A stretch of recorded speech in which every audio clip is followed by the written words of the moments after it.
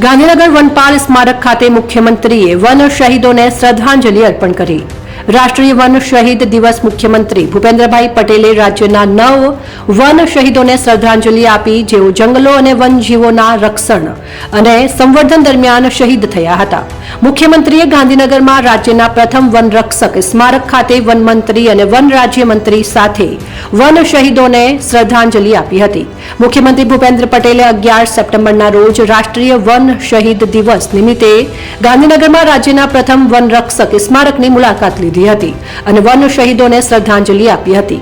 કેન્દ્ર સરકાર દ્વારા વર્ષ 2013 થી દર વર્ષે 11 સપ્ટેમ્બરના રોજ રાષ્ટ્રીય વન દિવસ ઉજવવામાં આવે છે, જેથી વનરક્ષકો, વનપાલો અને રેન્જ ફોરેસ્ટ અધિકારીઓ અને વન વિભાગના અન્ય અગ્રહરોળના વન કર્મચારીઓ તેમજ જંગલો અને વન્યજીવોના રક્ષણ, સંરક્ષણ અને સંવર્ધનની ફરજ દરમિયાન શહીદ થયા હતા તેમની શહાદતને માન આપી શકાય અને મુખ્યમંત્રી ભૂપેન્દ્ર પટેલ ગુજરાતના 9 વન શહીદો પ્રત્યે કૃતજ્ઞતા વ્યક્ત કરવા અને તેમને શ્રદ્ધાંજલિ આપવા માટે ગાંધીનગરના સેક્ટર 30માં વન ચેતના કેન્દ્ર ખાતે બનેલા રાજ્યના પ્રથમ વનર સ્મારકમાં પહોંચ્યા હતા. તેમણે વનમંત્રી મુળુભાઈ બેરા અને વન્ય રાજ્યમંત્રી મુકેશભાઈ પટેલ સાથે મળીને વન શહીદોને ભાવનાત્મક શ્રદ્ધાંજલિ આપી હતી અને 2 મિનિટનું મૌન પાળીને યોગ્ય માન આપ્યું હતું.